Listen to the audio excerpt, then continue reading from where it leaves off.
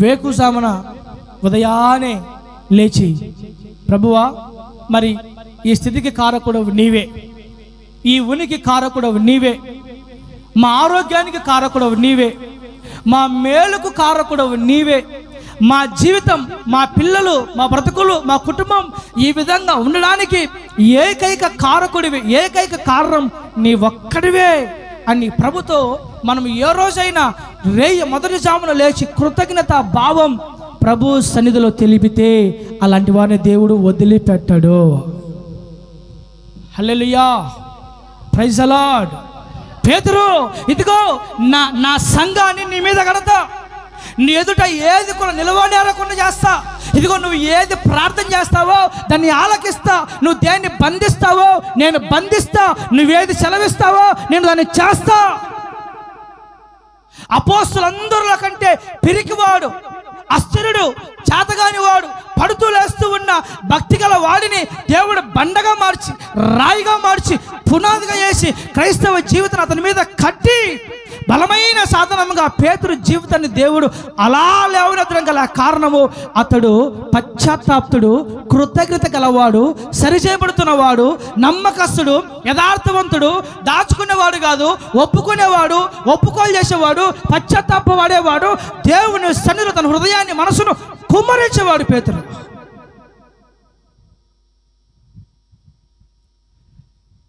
ఈరోజు దేవుని నా మనసులో పెట్టిన విషయం ఏంటంటే, దేవుని పెట్టారా, మనము దేవుని సన్నిధానంలో ప్రతిరోజు మొదటి జామున లేచిన వెంటనే ఈ స్థితికి, ఈ ఉనికి కారకుడవు నీవే. మేము నమ్మకస్తులం కాదు, మేము నమ్మదగిన వారము కాము, మేము నమ్మకస్తులం కాకపోయినా, మేము నమ్మదగిన వారము కాకపోయినా, దేవో నీవు నమ్మదగిన దేవుడవు అని మన జీవితాలు ప్రభుతో అలా టచ్, మన జీవితాలు ప్రభుతో అలా బాండింగ్, మన జీవితాలు ప్రభుతో అలా పెనవేసుకుంటే, అలా ముడిపడి ఉంటే, అలా ప్రభుతో బాండింగ్ మనం కొనసాగితే మనల్ని మన దేవుడు అలా పైకి లేవనెత్తగలుగుతాడు. దావీదు అంటాడు రాజైన తర్వాత, అయ్యా ఎక్కడో గొర్రెలు కాచుకుంటూ, గొర్రెలతో సహవాసం చేస్తూ, గొర్రెలతోనే తిరుగుతూ, ఎక్కడో మరి గొర్రెల దొడ్డిలో జీవనాన్ని కొనసాగిస్తున్న నన్ను నువ్వు తీసుకొని వచ్చి సింహాసనం ఇచ్చి రాజుగా కూర్చోబెట్టి ఇలా నన్ను ఆశీర్వదించావే, నేను ఏ పాటి వాడను, నేనెంతటి వాడను, నేను ఏ పాటి వాడను, నేనెంతటి వాడను, ప్రభువా నీ దాసుడైన నా కుటుంబము నిత్యము నీ సన్నిధిలో ఉండునట్లు దాన్ని ఆశీర్వదించు ప్రభువా అని దావీదు దేవుని సన్నిధిలో దేవునితో మొరపెట్టుకుంటూ, దావీదు మాట్లాడుతూ కృతజ్ఞత స్వభావం కలిగి ప్రభు సన్నిధిలో దావీదు ఏడుస్తున్నాడు. ఏంటి అతని బాధ అంతా ఏంటంటే, నేను అర్హుడను కాదు, అనర్హుడను, నేను యోగ్యుడను కాదు, అయోగ్యుడను, నేను మంచివాడను కాదు, పాపాత్ముడను, అయినా దేవుడు ఇలా ప్రేమిస్తున్నాడు, అయినా దేవుడు ఇలా కనికరిస్తున్నాడు, అయినా దేవుడు ఇలా కృప చూపిస్తున్నాడు, అయినా దేవుడు ఇలా సహాయం చేస్తున్నాడు, అయినా దేవుడు తప్పిస్తున్నాడు, అయినా దేవుడు కాపాడుతున్నాడు, అయినా దేవుడు మాకు సహాయకుడిగా అండగా ఉంటున్నాడు. కాబట్టి మేము ఏమిచ్చినా, ఏమి చెల్లించినా ఆయన రుణాన్ని మేము ఎన్నటికీ తీర్చలేము అనే కృతజ్ఞత భావము, పశ్చాత్తాప హృదయము మన జీవితాల్లో, మన బ్రతుకుల్లో, మన గుండెల్లో ఉండగలిగినట్లయితే మనల్ని మన దేవుడు బహుగా ఆశీర్వదించగలుగుతాడు. మన ఎదుట ఏది కూడా నిలవకుండా ఆయన చేయగలుగుతాడు. అది పాతాళమే అయినా, అది ప్రతికూలత అయినా, అది శత్రువు అయినా, అది రోగమే అయినా, అవి బంధకాలే అయినా, అవి ఒకవేళ మనకు వ్యతిరేకంగా లేచిన ఆయుధాలు ఏవైనా కానీ మన ఎదుట నిలవనేరకుండా చెయ్యాలనంటే పేతురు వలె మనం సరిచేయబడుదుమగాక.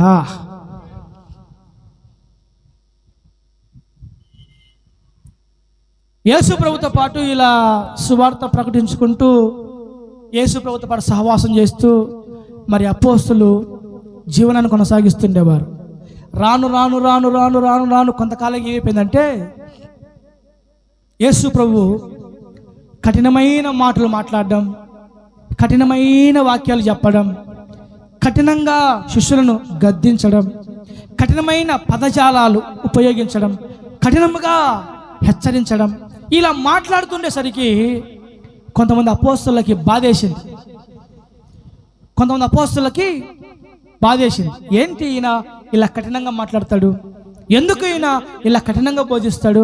అది చెప్పేదేదో ప్రేమతో చెప్పొచ్చుగా, ఇది చెప్పేదేదో కాస్త మంచిగా ప్రేమతో మాట్లాడొచ్చుగా.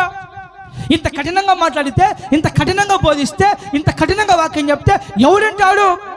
ఎవడు సహించగలుగుతాడు? అసలు ఎవరి వల్ల అవుద్ది అని చెప్పి ఒక్కొక్కరు యేసుక్రీస్తు ప్రభును విడిచిపెడుతూ వెళుతూ ఉంటారు. ఇంకా యేసు ప్రభు డౌట్ వచ్చింది, మిగిలిన వాళ్ళని పట్టుకొని, ఎరా అబ్బాయిలు, మరి చాలామంది నాతో పాటు ఉండే శిష్యులు అపోస్తలు నన్ను విడిచిపెట్టి వెళ్ళిపోతున్నారు, నేను కఠినంగా మాట్లాడుతున్నానని, కఠినంగా బోధిస్తున్నానని, కఠినంగా హెచ్చరిస్తున్నానని వాళ్ళు ఫీల్ అయిపోయి వెళ్ళిపోతున్నారు. మరి మీరు కూడా నన్ను విడిచి వెళ్ళాలనుకుంటున్నారా అని ఒక చిన్న ప్రశ్న యేసు ప్రభు పేతురుకి వేస్తాడు. ఆ మాట అంటే వెంటనే పేతురు అంటాడు, ప్రభువా నిన్ను విడిచి మేము ఎక్కడికి వెళ్ళగలుగుతాం? నిత్య జీవపు మాటలు గలవాడవు నీవే కదయ్యా. నీ మాటలు జీవాన్ని ఇస్తాయి, నీ మాటలు నిత్య జీవాన్ని ఇస్తాయి, నీ మాటలు మమ్మల్ని పరలోకాన్ని చేరుస్తాయి, నీ మాటలు మాకు నిత్య జీవాన్ని ఇస్తాయి, నీ మాటలు అగ్ని గుండాన్ని తప్పిస్తాయి, నీ మాటలు నరకాన్ని తప్పిస్తాయి, నీ మాటలు నిత్య జీవాన్ని ఇచ్చే మాటలు నీ మాటలు. కాబట్టి ఇలాంటి నిత్య జీవం ఇచ్చే నిన్ను, నీ మాటలను విడిచిపెట్టి మేము ఎక్కడికి వెళ్ళగలుగుతాం? ఎక్కడికి వెళ్ళి బ్రతకగలుగుతాం అని పేతురు యేసైతే మాట్లాడతాడు. యేసుప్రభు అంటాడు, మరి అదేంటి, నా మాటలు కఠినంగా ఉన్నాయని, నా మాటలు చాలా కష్టంగా ఉన్నాయని అనేకులు నన్ను విడిచిపెట్టి వెళ్ళిపోతున్నారు కదా, మరి నువ్వెందుకు ఇలా మాట్లాడుతున్నావు? అనేకులు వెళ్ళిపోవచ్చాం ప్రభువా, కానీ కఠినమైన మాటలే నాకు నిత్య జీవాన్ని ఇచ్చే మాటలు. చూడండి, చాలామంది అపోస్తలులు యేసు ప్రభు మీద బాధపడుతూ ఉన్నప్పుడు, నా దేవుని బిడ్డలారా, ఆయన ఎంత కఠినమైన పదజాలాలు పేతురు మీద ఉపయోగించినా పేతురు ఎక్కడ ఫీల్ అవ్వలేదు. ప్రైజ్ ది లార్డ్, హల్లెలూయా. పిరికివాడు, చాతగానివాడు, అసమర్థుడు, అస్థిరుడు, పడుతూ లేస్తూ ఉండేవాడు బండగా దేవుడు ఎందుకు నిలబెట్టాడు, చేశాడు అనంటే ప్రభు పట్ల అతనుకున్న మనస్తత్వం, ప్రభు మీద అతనుకున్న ఆ గౌరవం, ఆ నమ్మకం, ఆ ప్రేమ ఎలాంటిది అయ్యాడంటే, అందరూ ఈయన కఠినంగా మాట్లాడుతున్నాడు, ప్రేమగా చెప్పట్లేదు, ఈయన కఠినంగా హెచ్చరిస్తున్నాడు అని ఫీల్ అవుతూ బాధపడుతూ వెళ్ళిపోతూ ఉంటే, ఈ పేతురు మాత్రం ఆ కఠినమైన మాటలే మాకు నిత్య జీవాన్ని ఇచ్చే మాటలు అని ప్రభువుతో పేతురు మాట్లాడుతున్నాడు. ఈరోజు దేవుడు మన ఎదుట నిలిచిన వాటిని ఆయన తుత్తు నీలుగా చేయాలంటే, నిలువనేరకుండా చేయాలంటే, పాతాళమే, ప్రతికూలతే, రోగమే, కష్టమే, బాధే ఏదైనా కానీ ఆయన మన ఎదుట ఏది నిలువనేరకుండా చేయాలంటే ప్రభు పట్ల ఇలాంటి మనస్సు ప్రతి క్రైస్తవుడికి, ప్రతి క్రైస్తవురాలికి ఖచ్చితంగా ఉండి తీరాల్సిందే. ప్రైజ్ ది లార్డ్, హల్లెలూయా. నా దేవుని పిల్లరా, మీరు ఎప్పటికైనా గుర్తుపెట్టుకోండి, దేవుని మాటలు ఉన్నది ఉన్నట్టుగా మాట్లాడాలి. దేవుని మాటలు ఎప్పుడైనా కానీ ఖండించేవిగా, గద్దించేవిగా, సరిచేసేవిగా, దేవుని మాటలు బుద్ధి తెప్పించేవిగా ఉండాలి. దేవుడు మన జీవితంలో కొన్నిసార్లు కఠినంగా మాట్లాడుతున్నప్పుడు, క్లిష్ట పరిస్థితులు మనం తీసుకెళ్తున్నప్పుడు, మన జీవితంలో కొన్ని ప్రతికూలతలు దేవుడు అనుమతించినప్పుడు, ఆయనే కొన్నిసార్లు తన వాక్యం ద్వారా ఇలా కఠినంగా మాట్లాడుతున్నప్పుడు మనం ఎక్కడ కూడా సనుక్కోకూడదు, గొనుక్కోకూడదు, ఫీల్ అంతకంటే అవ్వకూడదు. దేవుడు ఎవరిని బండలుగా చేస్తాడు, బండగా నిలబెడతాడు, ఎవరిని దేవుడు అలా బండగా స్థిరపరిచి వాడుకుంటాడు అనంటే దేవుని మాటలను బట్టి, దేవుని వాక్యాలను బట్టి ఫీల్ అవ్వకుండా ఉంటారో, అప్పగించుకుంటారో, లోబడుతారో అలాంటి వారు బండలుగా నా దేవుడు తయారు చేస్తాడు. Hallelujah, praise the Lord, praise the Lord. ఒకసారి అయితే నేను మరి కొద్ది రోజుల్లో సిలువ వేయబడుతున్నాను, నన్ను యూదులు చంపేస్తారు, సిలువేస్తారు అని యేసుప్రభు మాట్లాడుతుంటే మరి శిష్యులకు బాధ ఉంటుందా ఉండదా? పేతురుకు బాధ ఉంటుందా ఉండదా? బాధ ఉంది. బాధతో అంటాడు, ప్రభువా ఆ సిలువ నీకు దూరం అయిపోవాలయ్యా, ఆ సిలువ నీకు దూరం అయిపోవును గాక, ఆ సిలువ శ్రమ నీకు రాకూడదు ప్రభువా, మేము తట్టుకోలేం అని పేతురు మంచి ఉద్దేశంతో మాట్లాడితే యేసు ప్రభు అంటాడు, బా పేతురు, నా మీద నీకు ఎంత ప్రేమయ్యా, నేనంటే నీకు ఎంత ప్రేమ, నా మీద నీకు ఎంత నమ్మకం అని అనలా. ఏ సైతానా పోయనక్కి అన్నాడు. నాకు తెలిసి బైబిల్లో సైతాన్ అని పేరు పెట్టి ఎవరైనా పిలిచాడు అంటే పేతురునే బిడ్డలారా, పేతురునే. ఆది అపోస్తల కాలంలో, క్రొత్త నిబంధన కాలంలో యేసు ప్రభు పేరు పెట్టి సైతానా పో అని ఇంత దారుణంగా ఎవరినైనా ఖండించాడు, గద్దించాడు అని అంటే అది కేవలం పేతురును మాత్రమే. 12 మంది శిష్యుల్లో పేతురు తప్ప ఇంకెవ్వరిని అలా ఖండించలేదు, గద్దించలేదు. ఆ మాటకు పేతురు ఇంకా మరలా యేసుప్రభు మొహం చూడకూడదు. ఇంకా పేతురు మరలా యేసుప్రభు మొహం చూడకూడదు. ఇంకా మళ్ళా మామూలు ఫీల్ అవ్వకూడదు. ఇంకా ఫర్ ఎగ్జాంపుల్ దైవజనుడే కానీ అలాంటి పదాన్ని కానీ ఉపయోగించాడు అనుకో, ఇంకేముంది? ఇంకా మాకు నెల్లూరు చర్చిలు లేవా? నీవు ఒక్కడి చర్చే ఉందా? మాకు ఇంకెక్కడ చర్చిలు లేవా? వెళ్ళరా, ఖచ్చితంగా ప్రజలు అంటారు, మాట్లాడతారు, ఫీల్ అవుతారు. కానీ పేతురును చూసి మనం నేర్చుకోవాల్సింది ఏంటంటే, దేవుని గద్దింపులకి, దేవుని శిక్షలకి పేతురు ఎక్కడా ఫీల్ అవ్వలేదు. అదే పిరికివాడిని బండగా మార్చే గుణంగా తయారయ్యింది. పిరికివాడు బండగా ఎందుకు మారాడు? అస్థిరుడు బలమైన అపోస్తలుగా ఎందుకు మారాడు? పనికిరాని వాడు పనికొచ్చే పాత్రగా ఎట్ట తయారయ్యాడు? ఇదిగో పడుతూ లేస్తూ ఉండేవాడు దేవుని కొరకు బలమైన సేవ, బలమైన సాక్షిగా ఎలా ఉండగలిగాడంటే ప్రభు పట్ల పేతురుకున్న గౌరవం, ప్రేమ, అభిమానాలే. పేతురు ప్రభువును ప్రేమిస్తున్నాడు కాబట్టి, పేతురు ప్రభువును కోరుకుంటున్నాడు కాబట్టి, పేతురు ప్రభువుకి అప్పగించుకున్నాడు కాబట్టి సైతానా అన్న ఫీల్ అవ్వలేదు, కఠినంగా మాట్లాడిన ఫీల్ అవ్వలేదు. ఇలాంటి గుణం ఏం చేసిందంటే పేతురుని తీసుకొని ఎక్కడో నిలబెట్టేసింది. పెట్టారా, కొన్నిసార్లు దేవుడు మన జీవితాల్లో పరీక్షించడానికి, పరిశోధించడానికి దైవజనుల ద్వారానో, శ్రమల ద్వారానో, కష్టాల ద్వారానో దేవుడి మార్గాన్ని మన మీదకి అనుమతించినప్పుడు మన జీవితంలో ఎన్ని ఎదురైనా, కఠినమైన సిచ్యువేషన్ ఎన్ని ఎదురైనా దేవునికి అప్పగించుకుంటే అది ఆశీర్వాదము. Praise the Lord, hallelujah, praise the Lord. కాబట్టి అలా ఎవరైతే దేవునికి అప్పగించుకుంటారో, దేవుని సమర్పించుకుంటారో, దేవునికే అప్పగించుకుంటారో, అలాంటి వారి జీవితాలలో నా దేవుడు వారిని బండలుగా చేసి బహుగా ఆశీర్వదించి వాడుకోగలుగుతాడు. బైబిల్ రాయబడింది, తండ్రి తాను ప్రేమించిన కుమారుణ్ణి గద్దించి శిక్షించును. తండ్రి తాను ప్రేమించిన కుమారుణ్ణి గద్దించి ఏం చేస్తాడంట? శిక్షిస్తాడంట.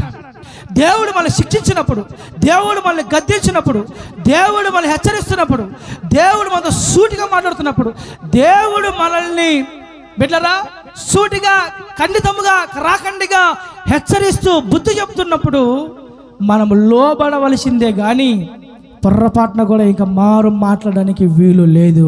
అది శ్రమల ద్వారా అయినా, వాక్యం ద్వారా అయినా, దైవజనుల ద్వారా అయినా, శోధనల ద్వారా అయినా, కష్టాల ద్వారా అయినా, ఎలాగైనా సరే దేవుడు మనల్ని పరీక్షించినప్పుడు, ఖండిస్తున్నప్పుడు మనము దేవునికి అప్పగించుకుంటే ఇలాంటి గుణగణాలే మన జీవితాలని ఉన్నతమైన ప్రగతి పథంలో నిలబెట్టి ఆశీర్వాదానికి వారసులుగా మన జీవితాలని చేస్తాయి. ప్రైజ్ ది లార్డ్, హల్లెలూయా. కాబట్టి నా దేవుని బిడ్డలారా, దేవుడు మనల్ని శిక్షించినప్పుడు, గద్దించినప్పుడు, పరిశోధన టైంలో తీసుకెళ్తున్నప్పుడు మనము పొరపాటును కూడా సన్నుకోకుండా, గొనుక్కోకుండా, తిరుగుబాటు మాటలు మాట్లాడకుండా దేవునికి అలా మౌనంగా అప్పగించుకుని వెళ్ళిపోతే తప్పకుండా ఆయన మనల్ని ఒక పేతురులాగా చేస్తాడు. ఇంకొకసారి ఏం జరిగిందంటే, పేతురు యేసు ప్రభు సముద్రం మీద నడుచుకుంటూ వస్తున్నప్పుడు పేతురు మరి కొంత శిష్యులు మరి ఓడలో ప్రయాణం చేసుకుని వెళతారు. అప్పుడు మధ్యరాత్రి యేసు ప్రభు నీటి మీద నడుచుకుంటూ వారు ఉన్న దోణి దగ్గరకు వస్తాడు. ఆ సంఘటన చూసిన అపోస్తులు ఏం చేస్తారంటే, ఇదేదో భూతం, ఈ రాత్రిపూట ఇదేదో భూతంలాగా ఉంది, మన చంపడానికి వస్తుంది అని భయపడుతున్నప్పుడు అంటే ప్రభు అంటాడు, భయపడొద్దు, భూతం కాదు, నేనే, భయపడకుడి అన్నప్పుడు పేతురు అంటాడు, ప్రభువా నీవే అయితే నేను కూడా నీలాగా నడవాలా? నీవే అయితే నువ్వు ఏ విధంగా నీటి మీద నడుస్తున్నావో నేను కూడా అలాగే నీటి మీద నడవాలా, నాకు అవకాశమే అని అంటే వెంటనే ప్రభు అంటాడు, పేతురు నడువు అనగానే పేతురు కూడా యేసయ్యలాగా నీటి మీద నడిచాడు. నాకు అనిపించింది, యేసు ప్రభులాగా నీటి మీద నడవాలని యోహాను అడగలేదు, యేసు ప్రభులాగా నీటి మీద నడవాలని ఆంద్రయ్య అడగలేదు, యేసు ప్రభులాగా నీటి మీద నడవాలని తోమా అడగలేదు, యేసు ప్రభులాగా నీటి మీద నడవాలని నతానీయులు అడగలేదు, ఏ అపోస్తులు అడగలేదు, ఏ శిష్యులు అడగలేదు. కానీ పేతురే అంటాడు, నువ్వు నడిస్తే నేను నీలాగా నడవాలా. చరిత్రలో యేసు ప్రభు తర్వాత నీటి మీద నడిచిన వారు ఎవరైనా ఉన్నారు అని అంటే అది కేవలం ఒక పేతురు మాత్రమే. మీరు గమనించండి, ఎవరికి రాని ఆలోచన పేతురికి ఎందుకు వచ్చింది అని అంటే, పేతురు యొక్క తపన యేసు ప్రభులాగా నడవాలా. ఆయన సముద్రం మీద నడిస్తే నేను కూడా సముద్రం మీద నడవాల్సిందే. ఆయన ఎలా నడిస్తే నేను అలా నడవాలా, ఆయన ఎలా జీవిస్తే నేను అలా జీవించాలా, ఆయన ఎలా బ్రతికితే నేను అలా బ్రతకాలా, ఆయన ఏ విధంగా ఉంటే నేను అలా ఉండాలా, ఆయన నడక ఎలా ఉంటే నా నడక అదే విధంగా ఉండాలా. టోటల్గా ఆయన ఎలా చేస్తే నేను అలా చేయాలా, ఎలా నడిస్తే అలా నడవాలా, ఎలా బ్రతికితే అలా బ్రతకాలా. ఒక మాటలో చెప్పాలంటే యేసయ్యలాగా బ్రతకాలా, యేసయ్యలాగా నడవాలా, యేసయ్య కొరకు బ్రతకాలా. ఇది పేతురు కాన్సెప్ట్. బలహీనుడే, పిరికివాడే, అస్థిరుడే, ఇలాంటి తపన గుండెల్లో ఉండడం ద్వారా ఈ బలహీనుని దేవుడు బలవంతుడిగా మార్చేశాడు. ఈరోజు మనమందరం చాలా బలహీనమైన వారం, మనమందరం చాలా పిరికి వారం, మనమందరం ఎన్నోసార్లు పేదరు కంటే దారుణంగా తప్పిపోతూ ఉంటాం. అయితే బిడ్డలారా, మన గుండెల్లో, మన హృదయాల్లో ఇలాంటి తపన, ఇలాంటి వాంఛ, ఇలాంటి ఆశ, ఇలాంటి వైరాగ్యం, ఇలాంటి కోరిక, ఇలాంటి తృష్ణలు మన జీవితాల్లో ఉన్నప్పుడు ఒక దినాన ఆయన సాక్షిగా, ఆయన కొరకు పాత్రగా వాడబడే సాక్షులుగా మళ్ళీ ఆయన దీవించి లేవనెత్తి అద్భుతంగా దీవించగలిగి ఆశీర్వాదకరంగా మళ్ళీ వాడుకోగలుగుతాడు అన్నది నా యొక్క నమ్మకం. యేసు ప్రభులాగా నడవాలి, యేసు ప్రభులాగా సముద్రం మీద నడవాలా, యేసు ప్రభులాగా జీవించాలా, యేసు ప్రభులాగా బ్రతకాలా. ఇది ఆత్మ సంబంధమైన ఆశలు అంటారు, లేకపోతే ఆత్మ సంబంధమైన కోరికలు అంటారు, ఆత్మ సంబంధమైన ఉద్దేశాలు అని మాట్లాడతారు.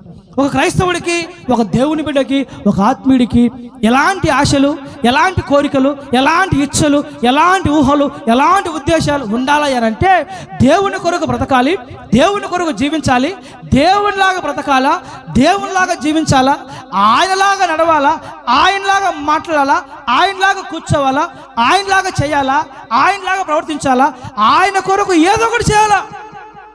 ఇలాంటి ఆత్మ సంబంధమైన ఆశలు, ఆత్మ సంబంధమైన తపన, ఆత్మ సంబంధమైన గుణాలు మన జీవితాల్లో ఉన్నట్లయితే బండలుగా దేవుడు మనల్ని మారుస్తాడు. పిరికి, భీతి, అయోగ్యత ఇవన్నీ తొలగించి పనికొచ్చే బలమైన, శ్రేష్టమైన, ఆయుధాలుగా దేవుడు మళ్ళీ నిలబెట్టి మన మీద సంఘ పునాదులు వేసి, నా దేవుని బిడ్డలారా, మన ఎదుట ఏది కూడా ఆయన నిలవనేరకుండా చేస్తాడు. అయితే మనకుండాలా, దేవునిలాగా నడవాలా, దేవునిలాగా బ్రతకాలా, దేవుని కోసం ఏదో ఒకటి చేయాలి.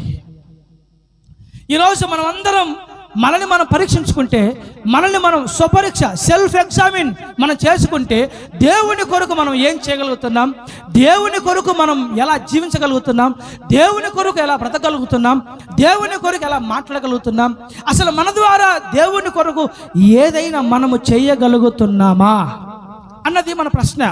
ఈరోజు మనకు ఉండాల్సింది శరీర సంబంధమైన, లోక సంబంధమైన ఆశలు, ఆశయాలు, ఉద్దేశాలు ఇవి కాకుండా ఆత్మ సంబంధమైన ఆశలు ఉండాలి, ఆత్మ సంబంధమైన ఉద్దేశాలు ఉండాలి, ఆత్మ సంబంధమైన కోరికలు ఉండాలి, ఆత్మ సంబంధమైన ఇచ్చలు ఉండాలి. దేవుడు ఎవరిని వాడుకుంటాడు, దేవుడు ఎవరిని ఆశీర్వదిస్తాడు, దేవుడు ఎవరిని బలవంతులుగా చేస్తాడు, దేవుడు ఎవరు ఎదుట సమస్యలు లేకుండా చేస్తాడు, దేవుడు ఎవరు ఆయనకు సాక్షులుగా వాడుకుంటాడు, దేవుడు ఎవరిని లేవనెత్తుతాడు, దేవుడు ఎవరి ప్రార్థన ఆలకిస్తాడు, దేవుడు ఎవరి మనవి ఆలకిస్తాడు, దేవుడు ఎవరికి జవాబిస్తాడు, దేవుడు ఎవరిని బండగా చేస్తాడు అని అంటే, దేవుని కొరకు బ్రతకాలా, దేవుని కొరకు జీవించాలా, దేవుని కోసం ఏదో ఒకటి చేయాలా, యేసయ్యలాగా నడవడమో, బ్రతకడమో, ప్రవర్తించడమో, చేయడమో, ఆయన మాదిరి కలిగి మనం జీవించగలిగితే ఆయన వలె మనల్ని మార్చుకుంటాడు. గట్టిగా చప్పట్లు కొట్టి దేవుని మహింపరద్దాం. హల్లెలూయా. గట్టి చెప్పాలా, ప్రైజ్ ది లార్డ్. దేవునికి స్తోత్రం. హల్లెలూయా, హల్లెలూయా, హల్లెలూయా. నా దేవుడు మనల్ని పేతురు వలె మార్చాలా. మన దేవుడు మనల్ని ఒక్కొక్క పేతురు వలె మార్చి ఆయనకు సాక్షులుగా, ఆయనకు ప్రతినిధులుగా, ఆయనకు సజీవ సాక్షులుగా మనల్ని, మన కుటుంబాన్ని, మన పిల్లల్ని, మన సంఘాన్ని, మన భవిష్యత్తును ఆయన వాడుకోవాలి, ఆశీర్వదించాలంటే ఆత్మ సంబంధమైన ఆశలు మన గుండెల్లో కలుగునగాక. ఆమేన్. కొంతమందికి ఇంకా లోకాశలు పోవు, కొంతమందికి ఇంకా లోకాశలు పోవు. ఫేస్బుక్లో ఒక సహోదరి వస్తూ ఉంటుంది, యూట్యూబ్లో, ఫేస్బుక్లో. బిడ్డలారా, ఆమె సువార్థికురాలంట, పాస్టమ్మ గారు అంట. ఆమె సువార్థికురాలు, పాస్టమ్మ గారు. వాక్యం చెప్పొద్దంట, ఆరాధన చేస్తుందంట, మరి ఏదో కొన్ని సంఘాలు నడిపిస్తుంటాను అని చెప్పుకుంటూ ఉంటుంది. ఆ ప్రవర్తన అంతా ఎలా ఉంటుందంటే, కోతి ఏ విధంగా పెదాలు ఎర్రగా ఉంటాయి, కోతి పెదాలు, అలా లిప్స్టిక్ వేస్తుంది. పిల్లరా, ఉండేది ఇంత జడ, దాన్ని రకరకాలుగా తిప్పేస్తూ ఉంటుంది, అది ఊడిపోతూ ఉంటుంది. జాకెట్ చూస్తే వెనకాల ఇంత ఉంటుంది, ఇంత. ఆమెమో ఇంత సైజు ఉంటుంది, ఆమె జాకెట్ చూస్తే ఇంత ఉంటుంది. ఈమె పాట పాడద్ది, ప్రార్థన చేస్తుంది. ఆమె పాట పాడుతుంటే, ప్రార్థన చేస్తుంటే ఈ కోతి కుంటుల్లా ఎర్రగా మూతి అటుంటుంది. నాకు అనిపించింది ఆమె వయసు ఇంచుమించు 50 పై మాటే. ప్రభాకరన్న, ఆమె వయసు ఇంచుమించు 50 పై మాటే. నాకు అనిపించింది ఈ మనిషికి చింత దచ్చినా, నెక్స్ట్ ఏంటి, చింత దచ్చినా పులుపు కావాలా అని కామెంట్ చేద్దాం అనిపించింది. ఎందుకు వచ్చిన గోల్ నాయన, ఆడలతో పని కాదు, తాట తీయేస్తారు. మొగళ్ళతో కొట్టుకోవచ్చు, కానీ ఆడలతో మనం కొట్టుకోలేం. అది మన వల్ల అయ్యే పని కాదు. ఎందుకు వచ్చిన దేవుడు చూసుకుంటాడు. చూడండి, యేసయ్యలాగా జీవించాలా, యేసయ్యలాగా బ్రతకాలా, యేసయ్య కోసం ఆత్మ సంబంధమైన కోరికలు ఉండాలి అని దేవుని వాక్యం బోధిస్తుంటే, లోక సంబంధమైన కోరికలు, లోక సంబంధమైన ఇచ్చలు, లోక సంబంధమైన ఆశలు, లోక సంబంధమైన అపోహలు, లోక సంబంధమైన ఆ కోరికలతో, ఆశలతో, ఊహలతో, ఉద్దేశాలతో మనుషులు జీవిస్తూ ఉన్నారు. నేను అంటాను, దేవుని కొరకు దేవునిలాగా మనం ఎప్పుడు జీవించాలి, దేవుని కొరకు దేవుని వలె మనం ఎప్పుడు జీవించాలి, దేవుని కొరకు ఏదో ఒకటి మనం చేయాలా, దేవుని పని చేయాలా, దేవునిలాగా బ్రతకాలా అని ఆత్మ సంబంధమైన కోరికలు మన గుండెలు ఎప్పుడు కలగతాయి. ఈరోజు బలహీనులను బలవంతులుగా మార్చాలన్నా, పిరికి వారిని ధైర్యవంతులుగా మార్చాలన్నా, ఇదిగో వారి ఎదుట సమస్యలు, శత్రువులు, పోరాటాలు, ఇరుకులు, ఇబ్బందులు, వ్యాధులు నిలవ నేరకుండా చేయాలన్నా, శత్రువులైనా, సాతానైనా, వ్యతిరేకులైనా, పోరాటాలైనా, ఏవైనా వారి కళ్ళ ఎదుట, వారి జీవితంలో వారి ఎదుట నిలవ నేరకుండా దేవుడు వాటి తుత్తునిలుగా చీల్చివేయాలంటే వారు దేవుని కొరకు బ్రతకగలిగే ఆశలు గల వారిగా బ్రతకాలి. హల్లెలూయా. గుండెల మీద చేసుకోవాలా. నా ద్వారా దేవునికి ఏదైనా ఉపయోగం ఉందా, నా ద్వారా దేవునికి ఏదైనా ప్రయోజనం ఉందా, నా ద్వారా దేవుని కొరకు ఏదైనా ఒక పాత్రగానో సాక్షిగానో నా వలన దేవునికి ఏదైనా ఒక ఉపయోగకరం ఉందా, దేవుని కోసం ఏదైనా చేయగలుగుతున్నానో అన్న ఆత్మ సంబంధమైన ఆశలు గుండెల్లో ఉండాలా. పేతురు అంటాడు, ప్రభువా నిజంగా నీవేనా? నీవైతే నీలాగా నడవాలా, నీవైతే నీలాగా నడవాలా, నీలాగా జీవించాలా, నీలాగా మాట్లాడాలా. మరి ఇంకొక శిష్యుడికి ఆలోచన రాలేదే, ఇంకొక అపోస్తుడికి ఆలోచన రాలేదే, ఇంకొక శిష్యుడికి ఆ మాట అనలేదే, ఆ ఆశ రాలేదే అంటే వాళ్ళకు లేదు. మరి పేతురుకి నేను కూడా యేసయ్యలాగా నడవాలి, ఇది ఆత్మ సంబంధమైన ఆశ. తలపైకెత్తండి, తలపైకెత్తండి. యేసు ప్రభు సిలువేసిన తర్వాత 3వ రోజున పునరుద్ధానుడై అవతారం సంగతి తెలిసిన తర్వాత ప్రవక్త మగ్దలేని మరియా మరి కొంతమంది శిష్యులు స్త్రీలు యేసు ప్రభు ఉండే సమాధి కాడికి వెళతారు. వెళ్ళిన వెంటనే ఆ సమాధి ఏమో ఉంటుంది, అక్కడ ఖాళీ సమాధి ఉంటుంది. యేసు ప్రభు అక్కడ లేడు. మరి ఏమవుతుంది? మగ్దలేని మరియకి ఒకటే బాధ, ఒకటే ఏడుపు, ఒకటే వేదన. ఏంటి? ఇదిగో నా యేసయ్యను ఎవరో ఎత్తుకొని పోయారు, నా యేసయ్యను ఎవరో ఎత్తుకొని వెళ్ళిపోయారు అని ఏడుస్తూ ఉంటుంది. యేసు ప్రభువే మారు రూపంలో వచ్చి, మరియా, ఓ మరియా ఎందుకు ఏడుస్తున్నావు? మరియా ఎందుకు ఏడుస్తున్నావు? నీవు ఇంట్లో సమస్యలు ఎక్కువ ఉన్నాయి ప్రభువా, అందుకని ఏడుస్తున్నాను. మరియా ఎందుకు ఏడుస్తున్నావు? నీవు రెంట్ కట్టాల ప్రభువా, అందుకని ఏడుస్తున్నాను. మరియా ఎందుకు ఏడుస్తున్నావు? నీవు ఇదిగో పలాని బాధలు ఉన్నాయి నాయన, అందుకని ఏడుస్తున్నాను. మరియా ఎందుకు ఏడుస్తున్నావు? నీవు పిల్లోడు మాట ఏంట్లేదయ్యా, అందుకని ఏడుస్తున్నాను అని మరియా సమాధానం చెప్పిందా? లేదు. అయ్యా నా బోధకుణ్ణి, నా యేసయ్యను ఎవరు ఎత్తుకుని వెళ్ళిపోయారు, ఆయన ఎక్కడ ఉంచారో చెప్పు, నా భుజాల మీద ఆయన నేను మోసుకొని వెళతాను అంటుంది ఒక స్త్రీ. అంటే మరియమ్మకుండే ఆశ ఏంటంటే యేసయ్యను మొయ్యాలా. Praise the Lord. యేసయ్యను మొయ్యాలా, యేసయ్యను ఎలాగైనా సరే నేను మొయ్యాలా. ఏమండి, యూదులు ఆ రోజుల్లో 6 అడుగుల పైమాటే, 6 అడుగులు కలిగిన ఆశానుభావుని ఒక స్త్రీ ఇదిగో ఎక్కడ ఉంచారో చెప్పండి, నేను మోసుకొని వెళుతున్నా యేసయ్యను అంటుంది. యేసు ఎవరో చూడాలి, యేసు ఎవరో కనుగొనాలి అని జక్కయ్య పొట్టివాడైనా బిడ్డలారా పరుగులు తీస్తున్నాడు, పరిగిస్తూ ఉన్నాడు. యేసు ఎవరో అని చూడాలని పరిగిస్తే అక్కడ మనుషులు గుంపుగా ఉన్నందున ఇంటికి వెళ్ళిపోయాడా మళ్ళా చూద్దామని. మరేం చేశాడు? వెంటనే అక్కడ ఒక మేడి చెట్టు ఉంటే మేడి చెట్టు ఎక్కేశాడు. అక్కడి నుంచి యేసయ్యను చూస్తున్నాడు. అంటే వీళ్ళ ఆశ ఏంటంటే యేసయ్యను చూడాలా, యేసయ్యను ప్రేమించాలా, యేసయ్యలాగా నడవాలా, యేసయ్యను మొయ్యాలా, యేసయ్య కొరకు ఏదో ఒకటి చేయాలా. జక్కయ్యకు యేసయ్యను చూడాలని ఆశ, మరియమ్మకి యేసయ్యను మొయ్యాలని ఆశ, పేతురికి యేసయ్యలాగా నడవాలని ఆశ. మరి నీ ఆశ, నా ఆశ? జక్కయ్యకు యేసయ్యను చూడాలని, మరియమ్మకు యేసయ్యను మొయ్యాలి అని, పేతురికి యేసయ్యలాగా నడవాలని. మరి మన ఆశ, మన ఆశలు లోక సంబంధమైనవి, పాప సంబంధమైనవి, శరీర సంబంధమైనవి, క్షణికమైనవి, తుచ్చమైనవి, పనికిరానివి, పనికి మాలినవి, ఇంకా లోక సంబంధమైన వాటి వైపే మన ఆశలు ఉంటూ ఉంటాయి. నేను అంటాను, అలాంటి ఆశల వైపు మనం వెళుతూ ఉంటే నా దేవుని బిడ్డలారా, మనం ఎప్పుడు బండలుగా మారలేం, మనం ఎప్పుడు కేఫాలుగా మారలేం.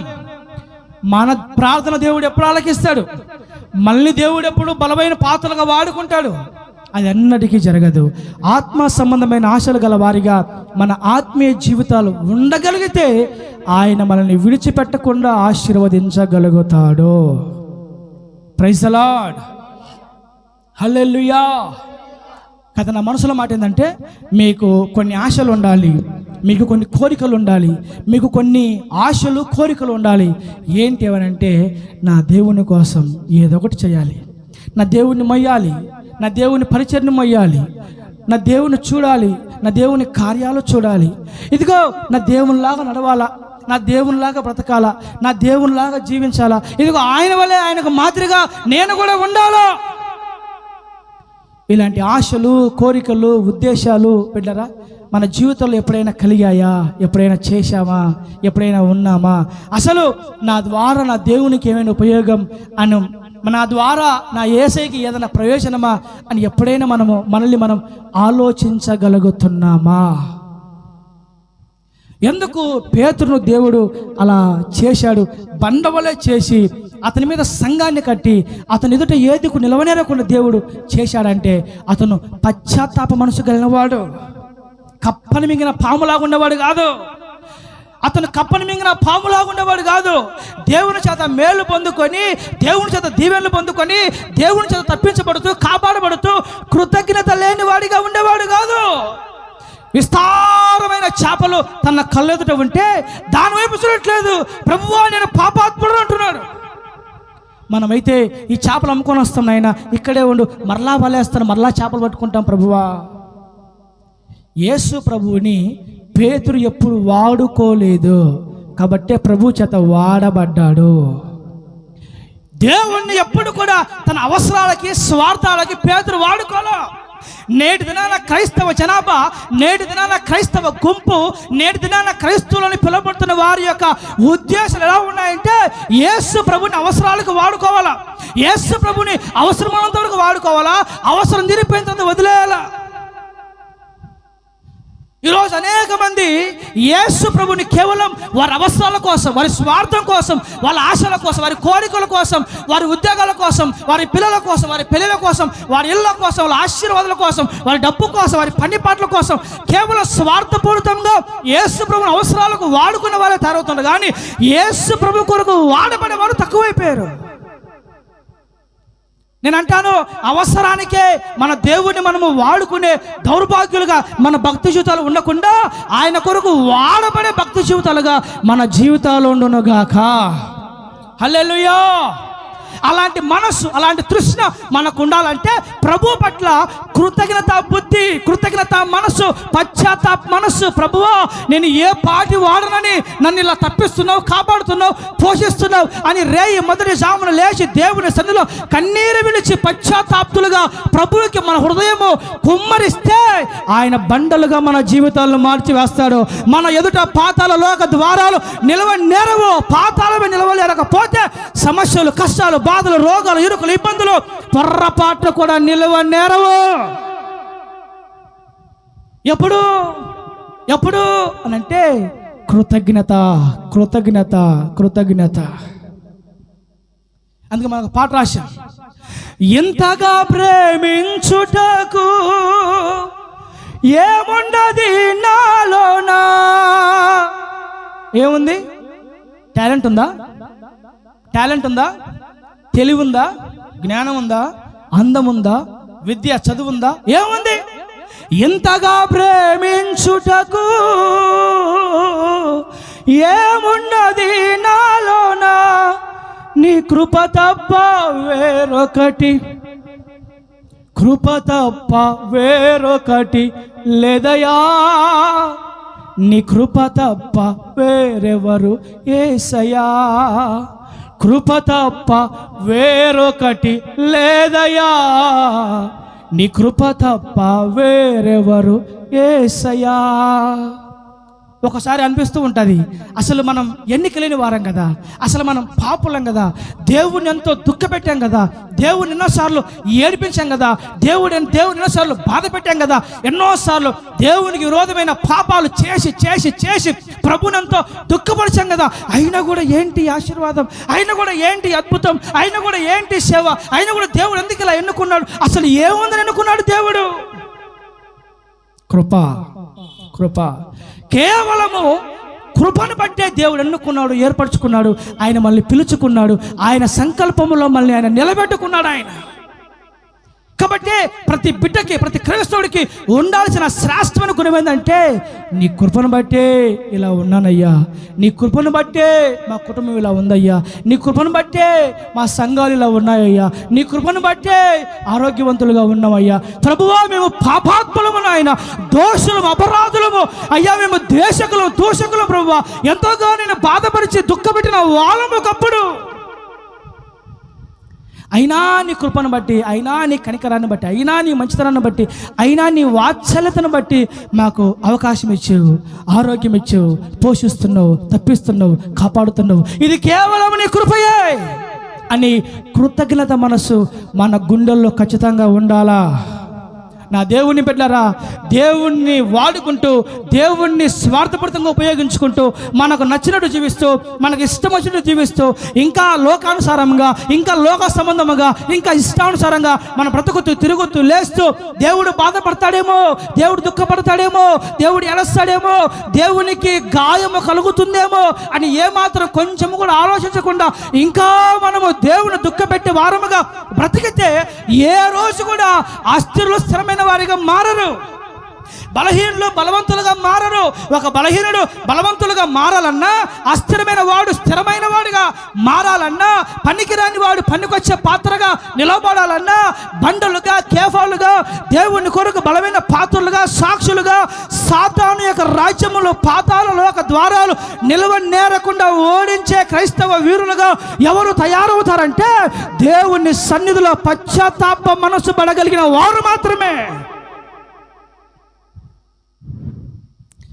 ఆ మనసు మనకేది? ఆ మనసు మనకేది? అయ్యా, నా మాటలు కఠినంగా ఉన్నాయి, నా మాటలు ఇదిగో బాధకరంగా ఉన్నాయి, అందరూ వదిలిపెట్టి వెళ్ళిపోతున్నారు, మీరు కూడా వెళ్ళిపోతారా? పేతురు అంటాడు, ఎక్కడికి వెళ్తాం ప్రభువా నిన్ను విడిచిపెట్టి? నిత్య జీవపు మాటలు గలవాడవు నీవే. నీ కఠినమైన మాట, నీ గద్దింపులే, నీ శిక్షలే, నీ కఠినమైన మాటలే, నీ గద్దింపులే, నీ శిక్షలే మాకు నిత్య జీవాన్ని ఇస్తాయి. కాబట్టి నిత్య జీవాన్ని ఇచ్చే మాటలు నీ మాటలు. ఆఖరికి సాతానా అన్న కూడా పేతురు ఎక్కడా ఫీల్ అవ్వలేదు బిడ్డలు. దీన్ని ఏమంటారు అంటే అప్పగించుకునే జీవితం అంటారు, సమర్పణ కలిగిన జీవితం అంటారు. ఇదొక సమర్పణ, ఇదొక సాక్రిఫైస్, ఇదొక త్యాగం, ఇదొక అప్పగించుకునే గుణం. ఇది ఇలా దేవునికి, దైవజనునికి ఇలా అప్పగించుకునే వారు దేవుని కావాలా?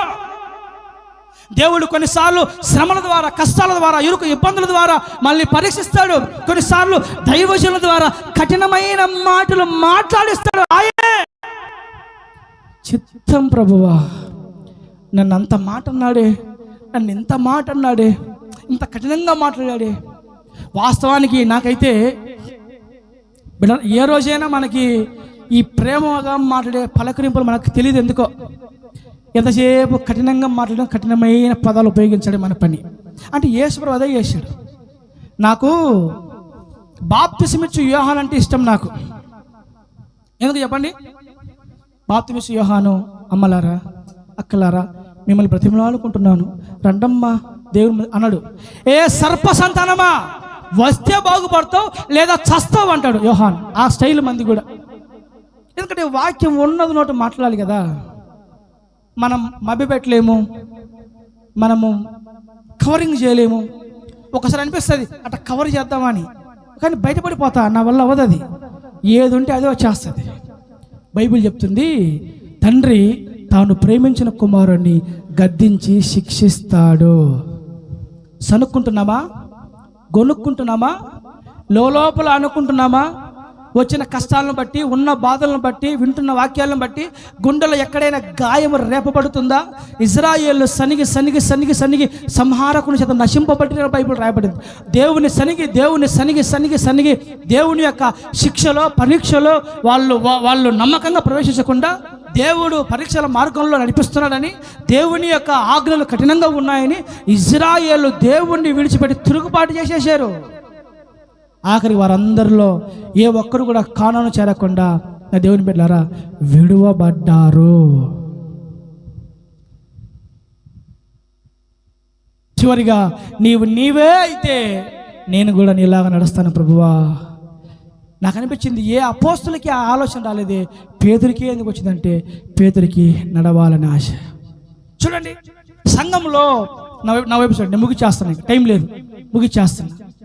సంఘంలో ఇద్దరికో, ముగ్గురికో, నలుగురికో ఉంటుంది సంఘ బరువు బాధ్యత మొయ్యాలి అని. సంఘంలో కొంతమందికే దేవుని పని చేయాలని, సంఘ బరువు బాధ్యతలు మొయ్యాలని, దేవుని కొరకు, దేవుని పని కొరకు, సంఘం కొరకు ఏదో ఒకటి చేయాలని కొంతమందికే ఉంటాయి సంఘాల్లో.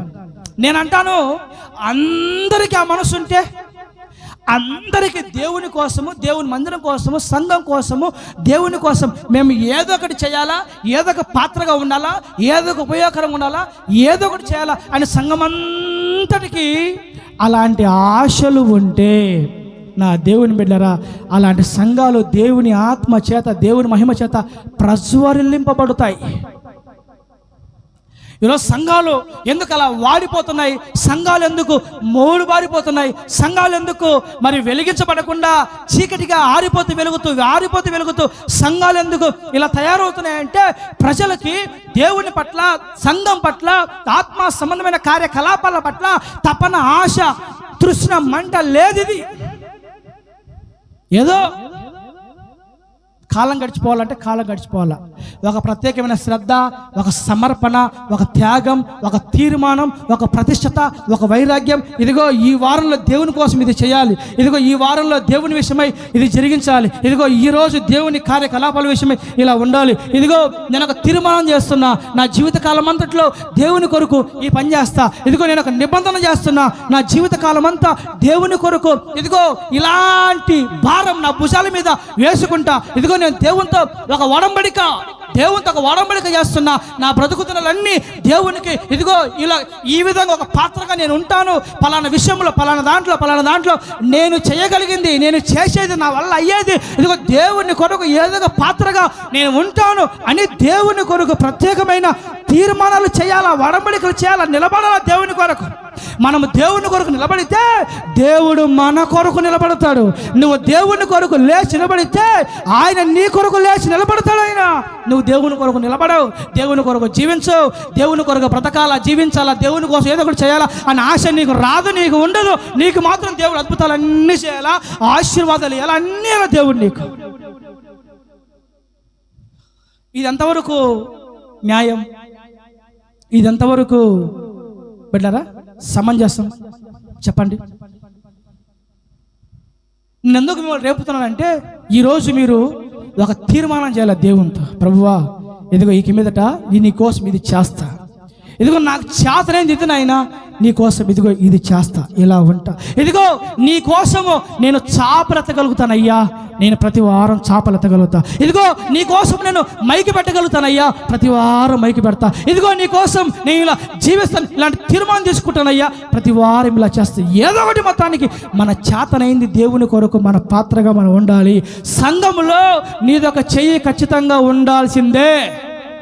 హల్లెలూయా, ప్రైజ్ ది లార్డ్. అయినా మాకెందుకులే వాళ్ళు చూసుకుంటారులే, వాళ్ళు చూసుకుంటారులే. అందుకే సంఘాలు వాడిపోతున్నాయి, మోడుబారిపోతున్నాయి. అందుకే సంఘాలు పాడైపోతున్నాయి. సంఘాల మహిమ లేదు, దేవుని ఆత్మ లేదు. ప్రజలు సరైన వాళ్ళు కాదు. ప్రజలు సరైన వారు, నమ్మకస్తులు, ఆత్మీయులు, దేవుని కోసం మంట రగిలేవారు, బ్రతికితే దేవుని కొరకు జీవించాలా. పాట పాడతాం, నీ కొరకు మండాలని యేసయ్యా, నీ కొరకు బ్రతకాలని. దేవుని కొరకు మండాలా, దేవుని కొరకు బ్రతకాలా, దేవుని కొరకు చెయ్యాలా, పేతురు వల్ల దేవుని కొరకు బ్రతకాలని అనవాలా అని ఏదో ఒక ఆశ, ఏదో ఒక తీర్మానం మన గుండెల్లో మనం కలిగి జీవిస్తే బలహీనులు బలవంతులుగా మార్చబడతారు, పనికిరాని వారు పనికొచ్చే పాత్రులుగా మార్చబడతారు, అస్థిరమైన వారు స్థిరమైన వారుగా మార్చబడతారు. అలాంటి వారు ఎదుట పాతాళ లోక ద్వారాలు నిలవనేరవు.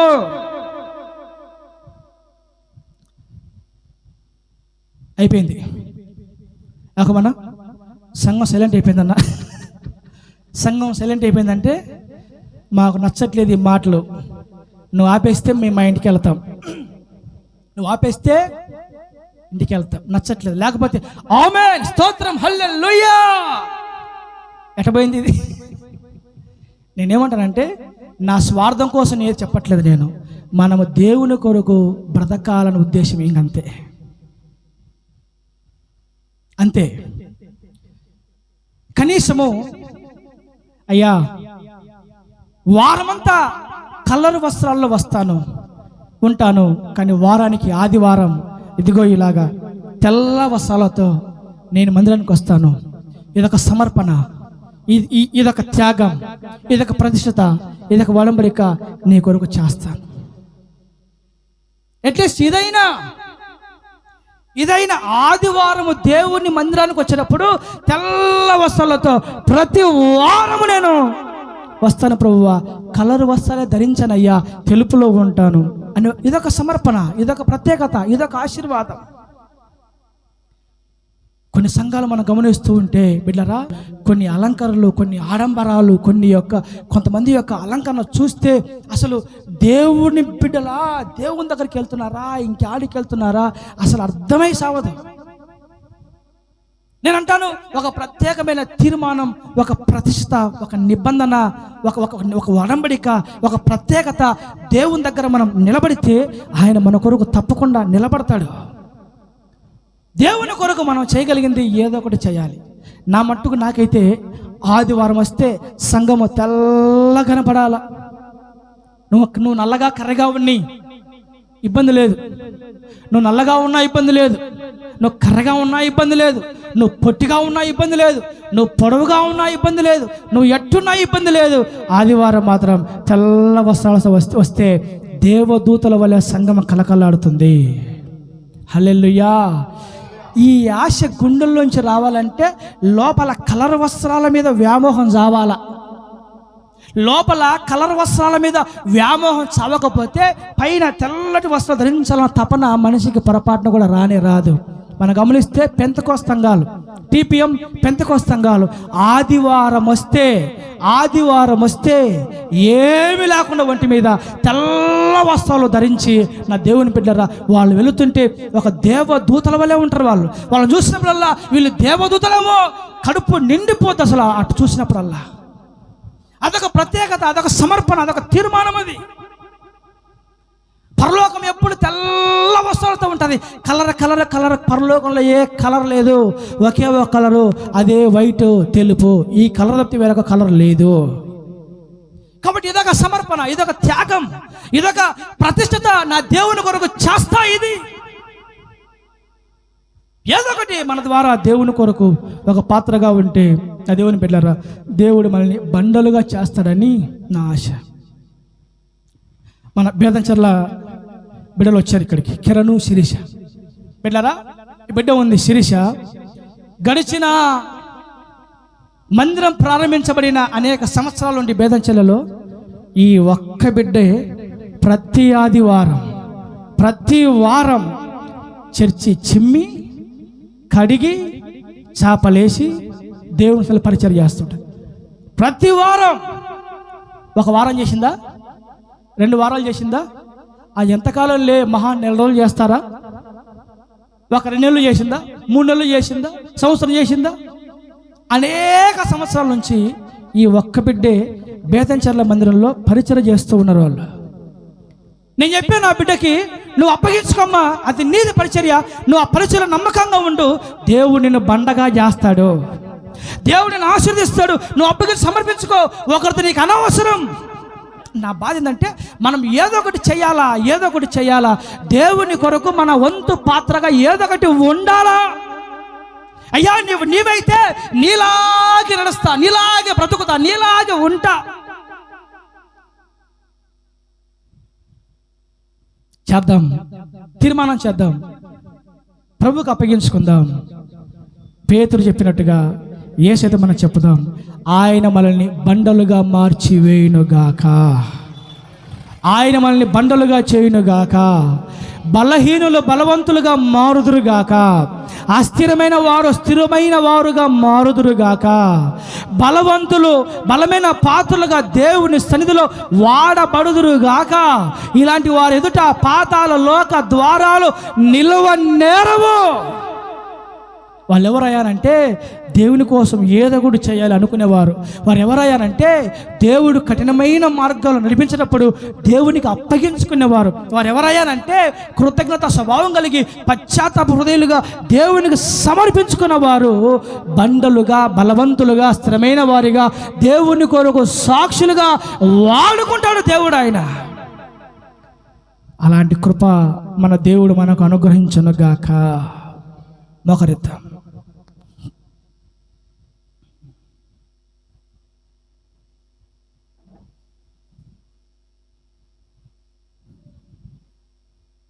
మోకరిద్దాం. వాక్యం విన్నాం కదా.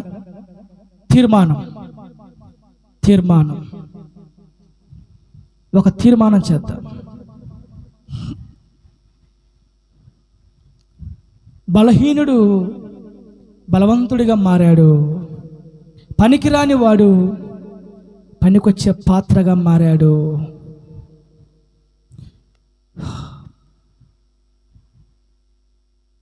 అతని ఎదుట ఏది నిలవనేరకుండా దేవుడు చేశాడు.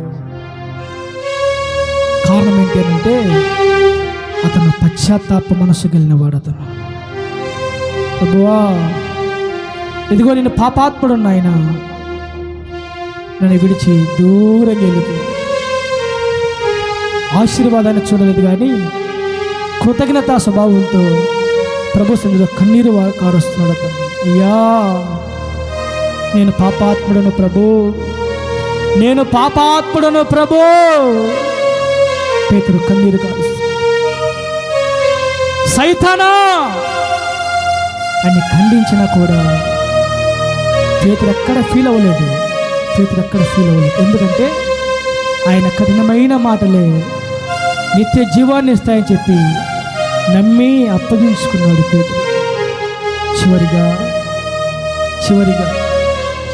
చివరిగా అయ్యా నీవే అయితే నీలాగానే నడవాలి తండ్రి, నీలాగా నడవాలి. ఏ అపోస్తులకి ఆశ లేదే, ఏ శిష్యుడికి కోరిక లేదే, పేతుడికే ఎందుకు కలిగింది చెప్పు అంటే, పేతుడికి ఆత్మ సంబంధమైన ఆశలు కలిగిన వాడు. దేవుని కొరకు ఏదో ఒకటి చేయాలి. ఆయుష్ ఉన్నప్పుడే, ఆరోగ్యం ఉన్నప్పుడే, అన్నీ బాగున్నప్పుడే దేవుని కొరకు ఏదో ఒక పాత్రగా నేను ఉండాలి. నా వంతుగా దేవుని కోసం ఏదో ఒకటి నేను చెయ్యాలి. అయ్యా నేను కూడా నీలాగా నడవాలా, నేను కూడా నీలాగా జీవించాలా, నేను కూడా నీలాగా బ్రతకాలా, నేను కూడా నీలాగే ఉండాలా, నేను కూడా నీ కోసం చెయ్యాలి. పేతుడికి యేసయ్యలాగా నడవాలని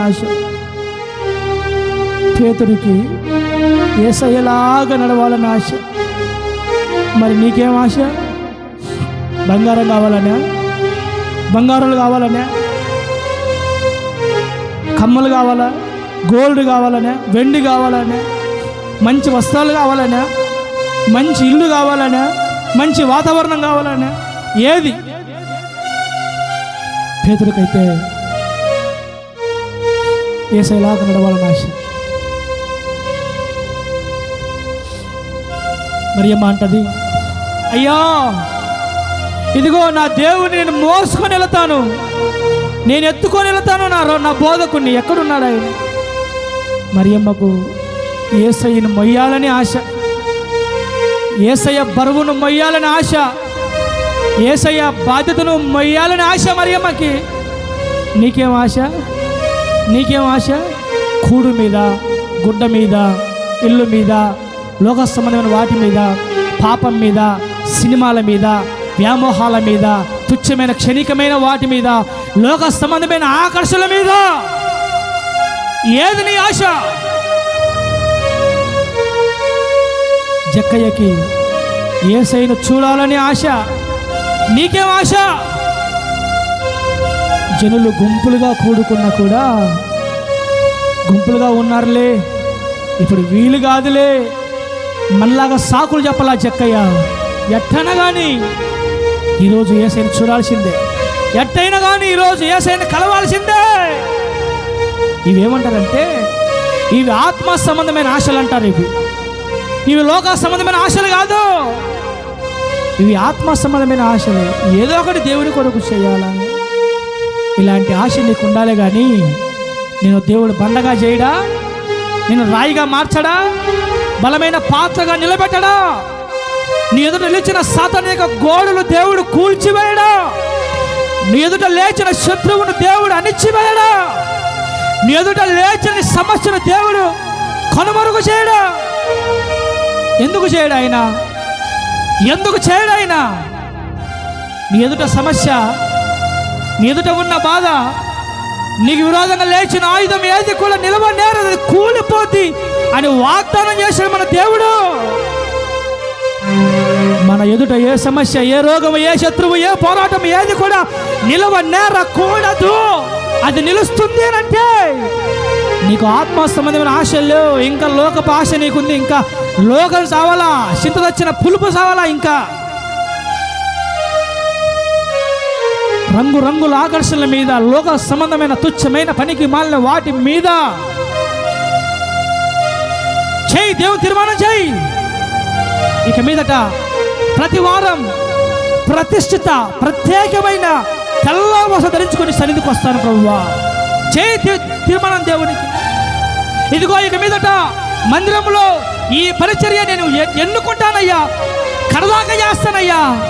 2 నెలలు కాదు, 3 నెలలు కాదు, సంవత్సరం కాదు, కడ వరకు చేస్తాను ప్రభువా. చేయి తీర్మానం దేవుని సన్నిధిలో. వీళ్ళు కదా దేవుని కావాల్సింది. ఇలాంటి వాళ్ళు కదా దేవుడు పేతురుగా మారుస్తాడు. ఇలాంటి వాళ్ళు కదా దేవుడు బండలుగా మారుస్తాడు. ఏదో వస్తున్నాం పోతున్నాం, వస్తున్నాం పోతున్నాం, వస్తున్నాం పోతున్నాం, వస్తున్నాం పోతున్నాం. ఏం ప్రయోజనం లే, ఏం ప్రయోజనం లే, ఏం ఉపయోగం లే నీ ద్వారా దేవునికి. కానీ నీకు మాత్రం అన్ని కావాలా దేవుని దగ్గర నుంచి. ప్రార్థన చెయ్యి, సిలువేసేయి. లోకాశలు ఏమైనా ఉంటే సిలువేసేయి, వాటిని ఏ సిలువేసేయి అంతే. అది లోకమా, లోక సంబంధమైన ఆకర్షణ, పాపమా, సినిమాల, బూతుల, ఇచ్చల, పాప సంబంధమైన కోరికల, వ్యామోహాల, వాంఛల, పనికిమాల ఆలోచనల, ఏ సిలువ. నిలబడు దేవుని కొరకు. ఆయన నీ కొరకు నిలబడతాడు. నువ్వు దేవుని కొరకు నిలబడితే ఆయన నీ కొరకు నిలబడతాడు. నువ్వు ఆయన కొరకు నిలబడితే ఆయన నీ కొరకు నిలబడతాడు. నీ పక్షాన వ్యాజ్యం వహిస్తాడు ఆయన. తీర్మానాలు చేయి. ఆశ, ఆశ, ఆత్మ సంబంధమైన ఆశలు కలిగి బ్రతుకుతావు. ఇంకెంతకాలం, ఇంకెంతకాలం చెప్పండి, ఇంకెంతకాలం, ఎంతకాలం, ఎంతకాలం, ఇంకెంతకాలం, ఎంతకాలం, ఇంకా ఇంకెంతకాలం, ఇంకెంతకాలం, ఇంకెంతకాలం. జీవితం అంతా అయిపోవడానికి వస్తుంది. ఇక్కడైనా మారకపోతే ఎట్టా? జీవితం అంతా అయిపోవడానికి వస్తుంది. ఇక్కడైనా మారకపోతే ఎట్టా? ఏముంది లోకంలో? ఏముంది లోకంలో? పెంట తప్పితే. లోకంలో పెంట తప్పితే ఇంకేముంది చెప్పు? లోకంలో పెంట తప్పితే ఇంకేముందా? ఏమి లేదు లోకంలో. అంత పెంట, పెంట కంటే హీనమైనవన్నీ. తేజోవాసుల పరిశుద్ధుల స్వాస్థ్యములో నువ్వు పాలిభాగస్తుడిగా ఉండాలా. పరిశుద్ధుల సహవాసంలో ఉండాలా. నీవు పరిశుద్ధుల సహవాసంలో అంటుకట్టబడాలా. నీవు కఠినమైన మాటలు, కఠినమైన బోధ, కఠినమైన వాక్యాలు మాట్లాడుతున్నప్పుడు ఫీల్ అవ్వకూడదు, మూతి ముడవకూడదు. నీవు అప్పగించుకోవాలా, అప్పగించుకోవాలా. నీవు అంతే అప్పగించుకోవాలా, అప్పగించుకోవాలంతే. కృతజ్ఞులమై అయ్యా ఇలా ఉన్నామంటే ఈ కృప తప్పితే మరొకటి లేదు కదా. ఈ కృపే కదయ్యా మేము ఇలా ఉండడానికి కారణం. కృపే కదంటయ్యా. నీ కృప లేకపోతే మేము ఈ పాటికి ఏమైపోయింది వాళ్ళమయ్యా. నీ కృప లేకపోతే మా బ్రతుకులు ఈ పాటికి ఏమైపోయింది ప్రభువా అని ప్రతిరోజు రేయి మొదటి జామున కృతజ్ఞత స్వభావం కలిగి, కృతజ్ఞత భావం కలిగి ప్రభు సన్నిధిలో మోకరిల్లే అనుభవం ఉందా? ఉందా? ఉందా? నీకు ఉందా? అసలు ఉందా? ఉందా నీకు? అసలు మనసు ఉందా నీకు? చేయి, తీర్మానం చేయి దేవునితో. తీర్మానం చేయి, ఈ రోజు నుంచి ఇలా ఉంటాను ప్రభువా, ఇలా ఉంటాను ప్రభువా. చేయి, తీర్మానం చేయి. నువ్వు తీర్మానం చేయి. నా దేవుడు నిన్ను ఒక బండగా మారుస్తున్నాడు. నిన్ను ఆయన బండగా మారుస్తున్నాడు. పనికి రాని నిన్ను పనికొచ్చేవాడిగా దేవుడు చేస్తాడు. పనికి రాని పాత్రను ప్రయోజనకరమైన పాత్రగా ఆయన చేస్తాడు. మీలో ఒక్కొక్కరు యేసయ్యకు ఉపయోగపడే బండలుగా నా దేవుడు మిమ్మల్ని మార్చివేయును గాక. తీర్మానం చేద్దాం, ప్రార్థన చేద్దాం. ప్రభు సన్నిధిలో ప్రార్థన చేద్దాం. యాకోబన్న ప్రార్థన చేస్తాం. యాకోబన్న ప్రార్థన చేస్తాం. ఎవరు పైకి లేచి నిలబద్దు, కళ్ళు మూయండి. స్తోత్రం నాయన. మహాపరిశుద్ధుడా, ప్రేమ స్వరూపునికి వందనాలు ప్రభువా. సర్వశక్తిమంతుడా, సర్వాధికారి, ఆలోచనకర్త, నిత్యుడుకు తండ్రి, మీ పరిశుద్ధ నామానికి, మీ ఉన్నతమైన నామానికి స్తుతులు స్తోత్రాలు చెల్లించుకుంటున్నాము ప్రభువా. గడిచిన పునరుద్ధానం మొదలుకొని ఈ పునరుద్ధాన దినం వరకు మమ్మల్ని కాచి కాపాడ భద్రపరిచి